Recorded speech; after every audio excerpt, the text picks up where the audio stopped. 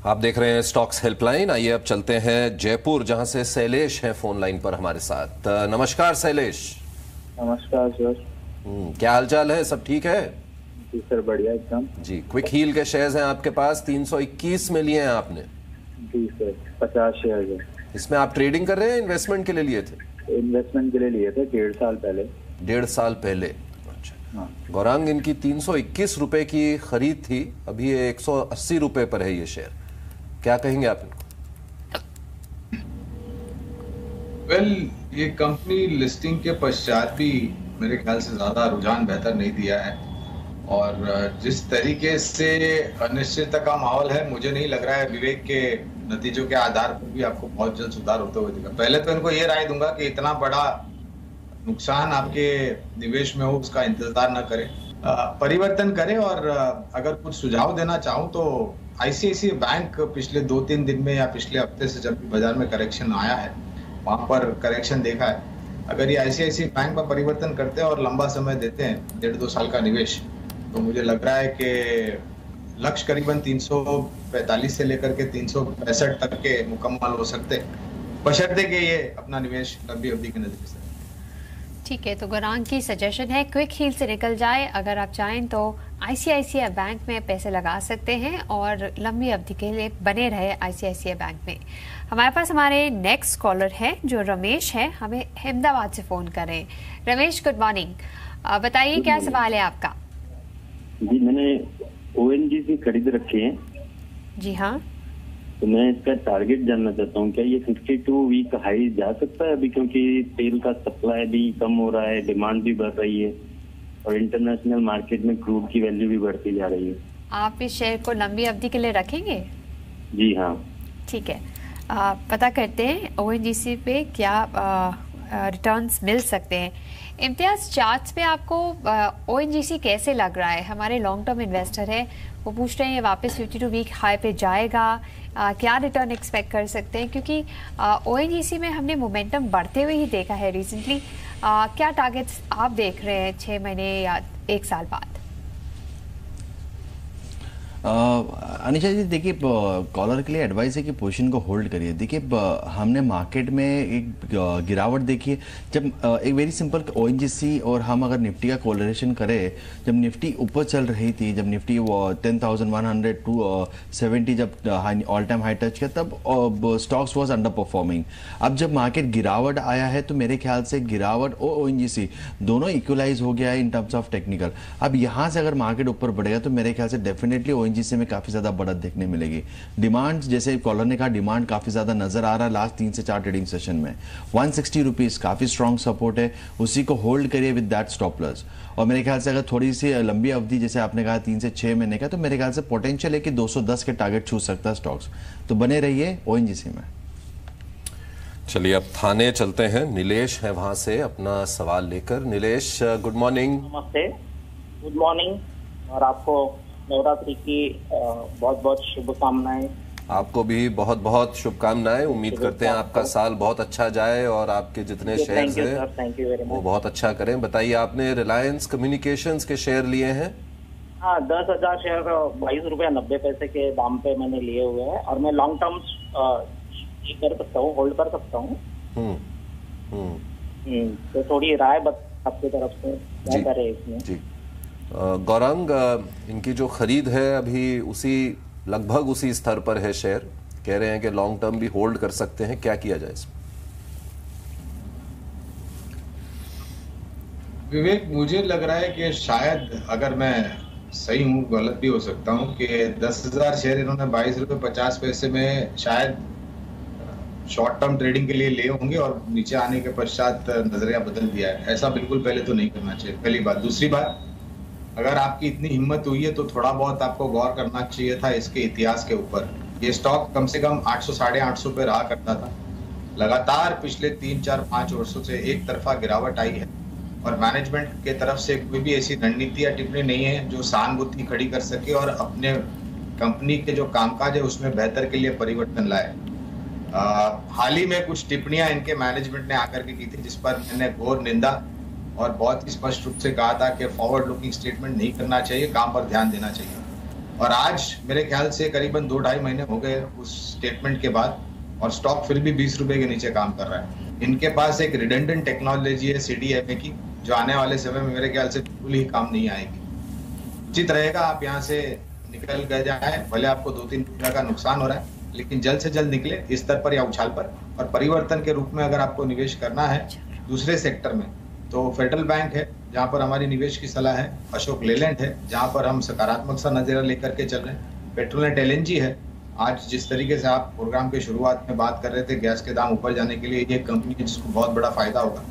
ये सब कंपनियां लंबी अवधि के नजरिए से काफी सक्षम है, या फिर ICICI बैंक, एक्सिस बैंक है, टाटा मोटर्स हमें पसंद। ठीक है, तो गौरांग का सजेशन है कि आप रिलायंस कम्युनिकेशन से निकल जाइए। लॉन्ग टर्म में भी आपको अच्छे रिटर्न्स की पॉसिबिलिटी कम ही लग रही है।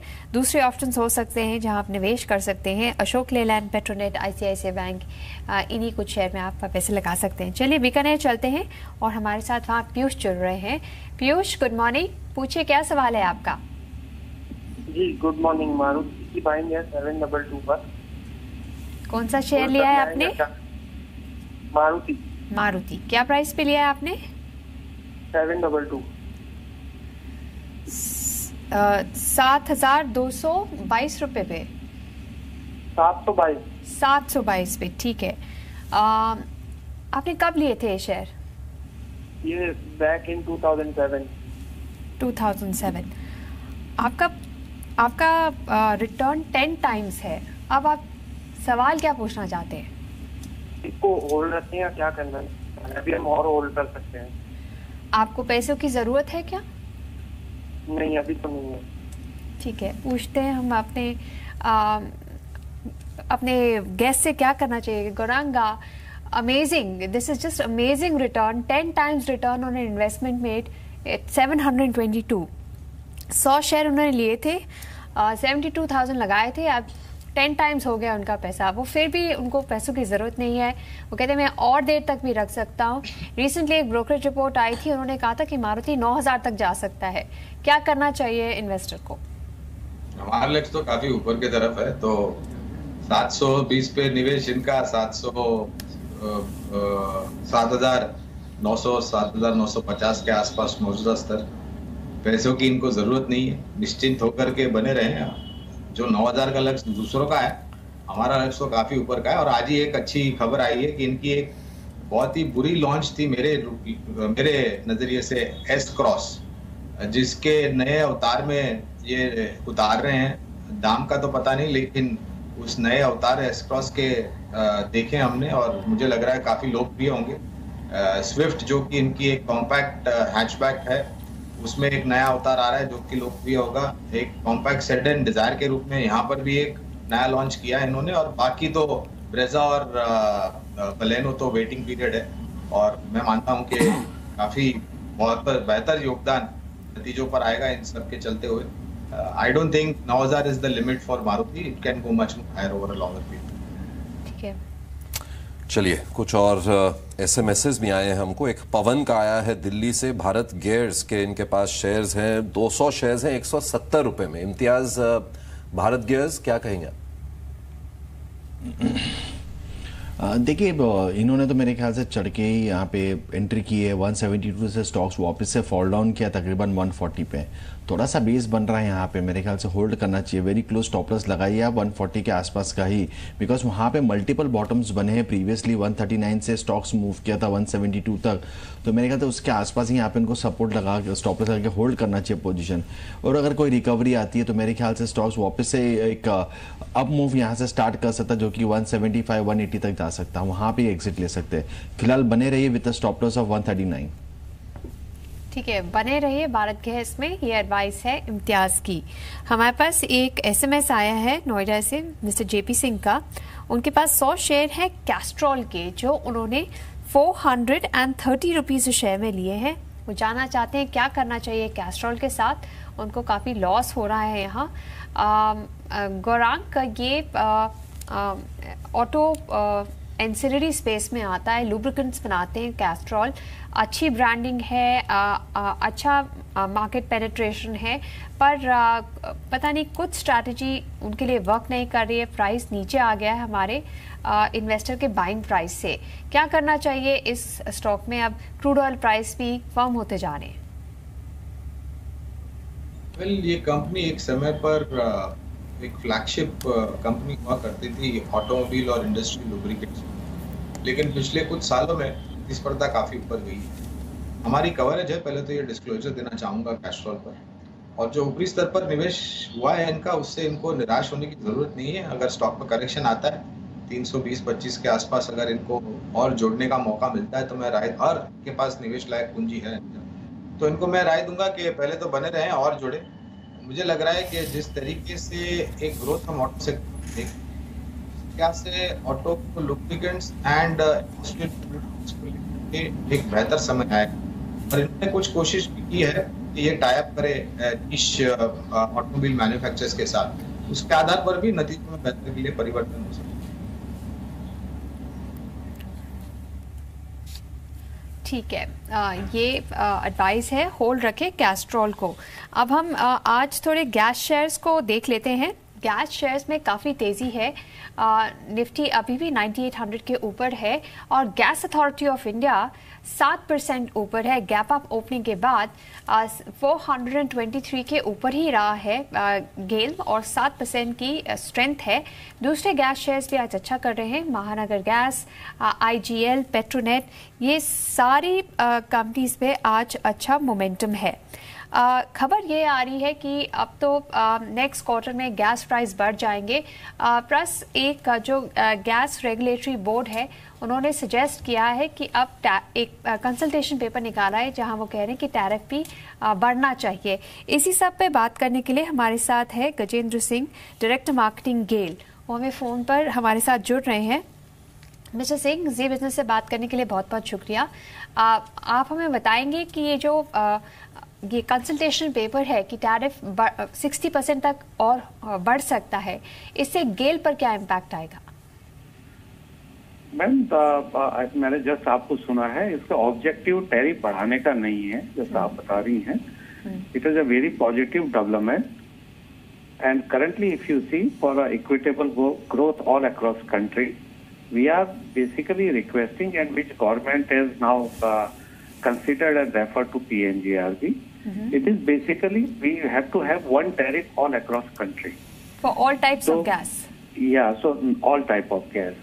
So basically, if you see the customer who are there in the north, say suppose in Punjab and north part of the country, or the new plants coming on the eastern side of the country, if suppose this doesn't get implemented for them, the tariff number will be very high. So for them it will become very difficult to survive for a long run, because the tariff if it will come to $3, then it will be very high number. तो अभी ये हो रहा था, जो इसमें इसका objective कतई टैरिफ बढ़ाने का नहीं है, और ऐसा भी नहीं है कि इसमें टैरिफ बढ़ेगा। इवन करंटली जो आपने कस्टमर्स नॉर्थ में है, इवन फॉर सिटी गैस और may be for fertilizer plant and other, सबके लिए टैरिफ कम हो जाएगा, और may be that will remain same. तो अगर एक ही यूनिफाइड टैरिफ आता है तो इससे गेल पे क्या इम्पैक्ट पड़ता है? आपके मार्केटिंग मार्जिन्स पे क्या चेंज आएगा? देखिए, इसमें मार्केटिंग मार्जिन का तो नहीं है, इसमें बेसिकली ट्रांसपोर्टेशन सेक्टर में हम लोगों का केवल एक ही ऑब्जेक्टिव रहा है गेल का, we should get some reasonable tariff, and customer first priority is the customer. Customers should not get penalized with a higher tariff because they are in a different part of the country. So that is number one. Second is, GAIL should get some reasonable tariff because there is a huge requirement of infrastructure in the country to connect all across state. So if we have to invest on the pipeline infrastructure, we should get some reasonable returns. So here, if you see in the current scenario, in some pipeline we are getting good tariff, in other pipeline we are getting very low tariff, and the customer who are there in the north and other part in the country, they are paying very high tariff. So for the same industry, for the same product, one customer is paying one price, another is paying another price. There is a difference. Mister Singh, आप हमें बता सकते हैं blended basis पे आपके tariffs अभी क्या हैं? देखिए, अभी हर पाइपलाइन का depending upon the capex and investment, उसका जो टैरिफ है वो अलग अलग जगह के लिए अलग अलग है. If customer is in north, से suppose, so they have to pay the tariff, and source is in, say, suppose in Gujarat, or it is in the west coast. So basically traveling the volume from west to north, they may be paying the tariff for 3 pipelines. No, I understand that, sir. पर आपका blended, अगर कोई blended tariff है वो बता दीजिए. अगर एक यूनिफाइड टैरिफ आता है तो वो आपके ब्लेंडेड टैरिफ से कितना डिफरेंट हो सकता है, अगर आप हमें ये बता सकते हैं. मैम वो नंबर इस समय बताना, because the matter is with regulator, and now they have called this comments from the different industries, and there will be open house. Finally the number will get decided which is acceptable to all across industry. So at this stage it will be too early to say some number. But definitely it will be. But you can tell us your number, sir. आपका जो blended tariff है वो तो बता सकते हैं आप. हमारे आज की डेट में blended tariff नहीं है. हमारे आज की डेट में जो existing tariff है that is already there on the website. वो सारे वेबसाइट पे हैं हमारे सारे हर पाइपलाइन का टैरिफ. वो डिपेंड करेगा आप कौन से कस्टमर की बात कर रहे हैं, उसको कौन से पाइपलाइन का कॉन्ट्रेक्चुअल पाथ जो उसका आ रहा है कौन से वाले पाथ. ठीक है मिस्टर सिंह, आप ये बस आखिरी में बता दीजिए हमें कि आप 1 साल बाद जो गैस वॉल्यूम्स को ट्रांसपोर्ट करेंगे, हैंडल करेंगे, उसमें कितना इजाफा होगा. Total volume handle 1 year from now will be how much? देखिए बहुत सारे कस्टमर नए आएंगे और बहुत सारा ग्रोथ होगा, तो डेफिनेटली हमारे पाइपलाइन का यूटिलाइजेशन बढ़ने वाला है. पाइपलाइन का यूटिलाइजेशन बढ़ेगा, so definitely will get a good transport this thing number. ठीक है मिस्टर सिंह, जी बिजनेस से बात करने के लिए बहुत बहुत शुक्रिया. गेल के डायरेक्टर मार्केटिंग हमें बता रहे थे कि ये एक डिस्कशन पेपर है यूनिफाइड गैस टैरिफ के लिए. अगर ये आ जाता है तो उनका होप है कि जब एक यूनिफॉर्म टैरिफ आएगा तो उनके वॉल्यूम्स बढ़ेंगे और उनको बेनिफिट मिलेगा. हेमंत के पास चलते हैं जो पुणे से फोन लाइन पर वेट कर रहे हैं अपना सवाल पूछने के लिए. Good morning Hemant. हेमंत चलिए उनसे संपर्क नहीं बन पा रहा है. Hello ji Hemant. Hello. Yes. Yeah, are you able to hear me? Yes, now I can hear you. Tell me. Yeah, sir. Good morning, sir. Good morning. Yeah, sir. I want to ask the questions regarding SBI and ICICI. I am having SBI 300 at the 250 shares. Okay. And ICICI 100 shares at the rate of 304, and I can wait for 6 to 8 months. So should I wait or I can exit? Okay. चलिए गौरंग, ये सवाल आपके लिए. SBI और ICICI bank दोनों ही इनके पास थोड़ा घाटा है अभी इस वक्त. होराइजन फिलहाल इनका 8 महीने का है, लेकिन आप क्या एडवाइस देंगे इनको? Well, first of all, I think you need to extend your time horizon to maybe about 12 to 16 months or 18 months, preferably about 16 to 18 months. That's primarily because of whatever the effort the management is putting in terms of improving the gross and net NPA situation, in recovering the provisioning that they have done, and of course on fallback of the various steps that the government is taking in terms of insolvency and bankruptcy code, etc. Will take a little bit of longish time horizon for the recovery to transform into positivity in the earnings. Your investment is good. Let me give a disclosure. We do have a buy recommendation on State Bank of India and ICICI Bank, but these recommendations are more from 1.5 to 2 year time horizon. Hence, I would request you that if you have the feasibility of extending your time horizon, then please do that, stay invested. In fact, at current levels, if you want to even average maybe a small quantity, I would advise you to do that as well. ठीक है, average भी कर सकते हैं आप. SBI को ये advice है गौरांग की. हमारे साथ हमारे नेक्स्ट कॉलर हैं पार्थ पॉल, जो हमें कोलकाता से फोन कर रहे हैं. Parth, good morning. क्या सवाल है आपका? हेलो, मेरे पास मैडम 2 स्टॉक है. एक है क्वालिटी जो एक्चुअली लगातार गिर रहा है, तो मैं जानना चाहता हूँ मेरे पास 500 क्वांटिटी है, वो अभी क्या सिचुएशन है, रखना चाहिए, बेच देना चाहिए at the price of 140, and I want to invest in Sintex plastic. Sintex में आपने क्या प्राइस पे लिया है? सिंटेक्स तो मेरा पहले का था, जो मार्जेट मतलब डीमार्जेट से पहले का स्टॉक. अच्छा, चलिए आप हम पता करते हैं इन दोनों स्टॉक्स पे क्या करना चाहिए. इम्तियाज, चार्ट्स में कैसा लग रहा है आपको क्वालिटी? हमने देखा है पिछले कुछ दिनों में काफ़ी नीचे आ गया है ये. अच्छा मूव आया था इस महीने में. आपको लगता है कि इनको ये प्राइस वापस मिल जाएगा? और सिंटेक्स में आपकी क्या राय है? देखिए क्वालिटी की बात करें यहाँ पे तो बेशक गिरावट काफ़ी ज़्यादा आई है यहाँ पे, और तकरीबन 123 जो 128 लेवल से यहाँ पे स्टॉक्स वापस 95 90 तक आ चुका है। बट एक यहाँ पे वेरी इंपॉर्टेंट पॉइंट है कि यहाँ पे 95 is a very strong support. अगर ये 95 लेवल नहीं ब्रेक होता तो यहाँ पे टेक्निकली हम कह सकते हैं कि डबल बॉटम फॉर्मेशन है, जो कि हम अगर आप डेट वाइज अगर देखें यहाँ पे तकरीबन तो ऑलमोस्ट लास्ट जो बॉटम बना था यहाँ पे 25/9/2017 को बना था, 5/9/2017 को बना था 95 का बॉटम, और कल का बॉटम 95 के आसपास का। तो ये डबल बॉटम फॉर्मेशन है, we have to wait and watch. अगर ये फॉर्मेशन कंप्लीट हो जाता तो मेरे ख्याल से यहाँ से ऊपर के वापस से लेवल आपको देखने मिलेंगे, जो कि स्टॉक्स को 130-140 तक के लेवल को छू सकता है, वहाँ पे एग्जिट ले सकते हैं। फिलहाल बने रहिए with stop loss of 95। And Sintex plastic का मैं थोड़ा ट्रैक नहीं करता तो उसके ऊपर टिप्पणी देना थोड़ा मुश्किल है। चलिए, एक फेसबुक के जरिए भी हमको एक सवाल आया है तुषार जोशी का। इनके पास 15 LNT के शेयर्स हैं, 918 रुपए में लिए हैं। गौरंग, क्या इनको एडवाइस देंगे आप?